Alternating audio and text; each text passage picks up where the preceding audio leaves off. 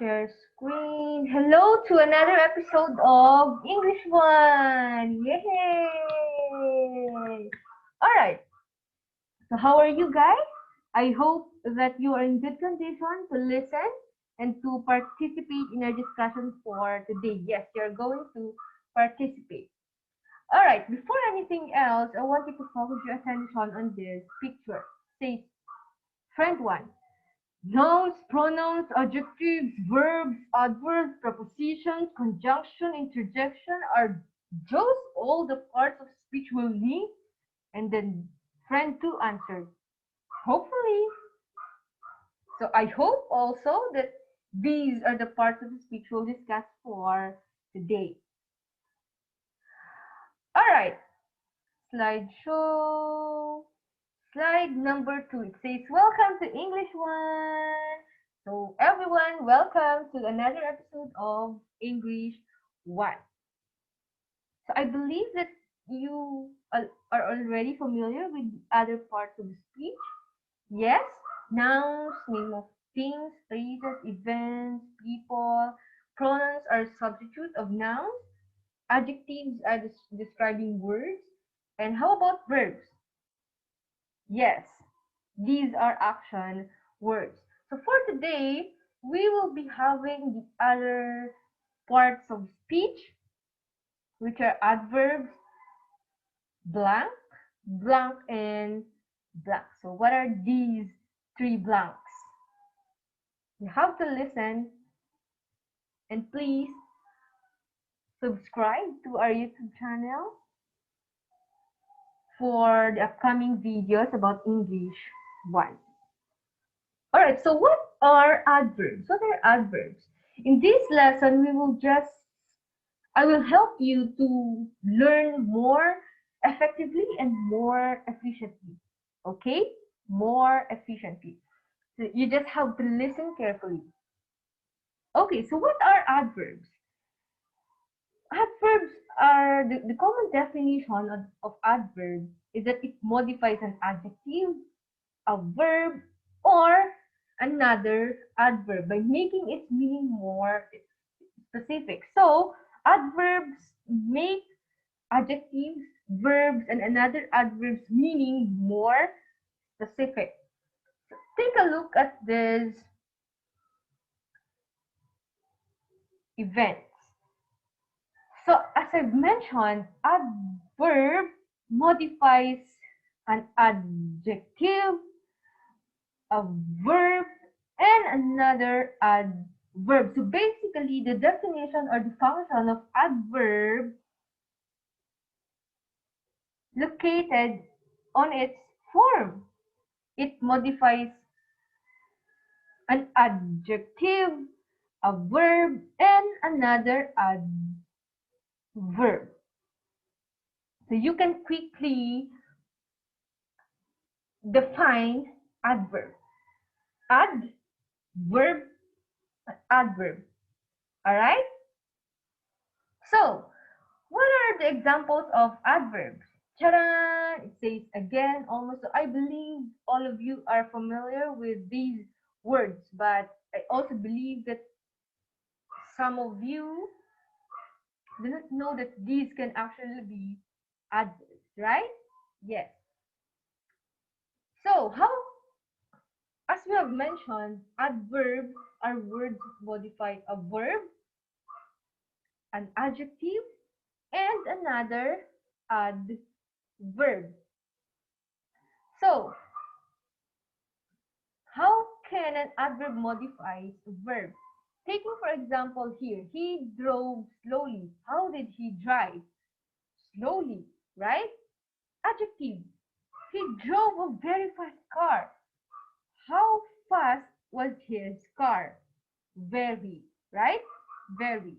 Another adverb, she moved quite slowly down the aisle. How slowly did she move? Quite, right? So again, adverbs modify an adjective, a verb, and another adverb. So the function of adverb stays in its name itself. All right, we also have the five types of adverbs: manner, place, time, degree, and frequency. Again, MPT, DF. MPT, DF. Manner, place, time, degree, and frequency. Manner, adverb of manner. Just remember of the question how. Manner, how. Manner answers how something happens. So adverb of manner answer how something happens. How? Quickly, terribly, fast, well, right? How about adverb of place? Of course, place. Just think of the question where. Where an action takes place. Outside, down, everywhere, downstairs. How about the word time? Think of the word when. Time, when. When the verb happen or will happen. Afterwards, every day, recently, yesterday. How about the adverbs of degree? We have how much or to what extent, right? The degree deals with how much or to what extent. Very, almost, pretty. What else? Adverb of frequency. Frequency, how often? Again, how often? Never, rarely, often, sometimes. So these are the supporting examples. Again, MPT, DF. Manner, place, time, degree, and frequency. Just remember of the word of the mnemonic MPT, DF. So technically, one of the hallmarks of adverbs is their ability to move around in a sentence. So they can be seen anywhere in a sentence. For example, here, solemnly the minister addressed her congregation. Another, the minister solemnly addressed her congregation. Or we can say the minister addressed her congregation solemnly. So it can be at the beginning, in the middle, or at the end of a sentence. Or the following adverbs of frequency appear in various points in these sentences.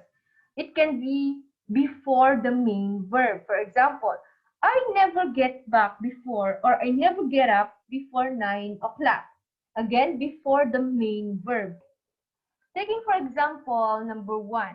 It says here, we have to, the direction is that we have to look all the adverbs present in the sentences and then we try to write it down. But we have to uh, answer question number 1 for as your basis. Warning, you have to ask further directions about these attached activities. Okay? Alright. It says here, she was born into an extremely poor family in Chattanooga, Tennessee, or whatever. Chattanooga, Tennessee. So what is the adverb in the sentence? She was born into an extremely poor family in Chattanooga, Tennessee. What is the adverb? How poor is the family in Chattanooga, Tennessee? Yes, you are right. Extremely. Now, I want you to do the rest of the activity. Okay? Adverbs that compare. So in like adjectives, some adverbs have different forms to indicate degree of comparison, right? The comparative form, look at the table. The comparative form on an adverb compares two actions. So the positive form is the normal form of words. The comparative form compares two actions, and the superlative form compares more than two actions. So from the word super, more than two actions. For adverbs of only one syllable, or add to make the comparative form, and est to make the superlative form. Taking for example, the phrase runs fast. Runs fast is the passive form. How about the comparative form? Runs faster. Faster. Okay? How about the superlative form? Runs fastest. Fastest. Alright? But we have exemptions. Okay? We have exemptions. When an adverb ends in V or has more than one syllable, we have to use the word more to form the comparative and most to form the superlative. So taking for example the word quickly. Li, it ends with li. So in its comparative degree, we have to add more. More quickly. How about the superlative form? Most quickly. You are right. Okay. Again, we have exemptions. Some adverbs do not form the comparative and superlative in the regular manner. So some adverbs are not combined with more or most. Taking for example the word well. In its positive form, well. In its comparative form, better. And it's in its superlative form, best. So it changes completely. How about the word bad? Bad, worst, worst. So when we are going to use the word worst, among all the boyfriends that I've got, you are the worst. But you are the worst. There is a super, you know. Okay. Try forming comparative and superlative adverbs. Write the comparative form and the superlative form of each of the following adverbs. I know you can do it. I know you can do it. You can consult a dictionary if you need help, or you can try asking your teachers. Taking for example of the word late. Late, later, latest. Okay? Or awkwardly. What do we do when an adverb ends with "ly"? Yes, you are right. We connect the word more in the comparative form and most in the superlative form. Ta-da! That's the end of our adverb lecture. Again, what is an adverb? Just a recap. Just think of the structure of the adverb. Adverb. It modifies an adjective and a verb and another adverb.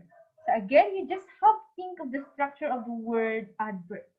Adjective, verb, and adverb. Alright? So I want you to do the other activities, or you just wait for further announcements from the different teachers.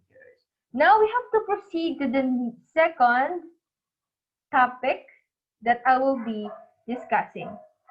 See you there!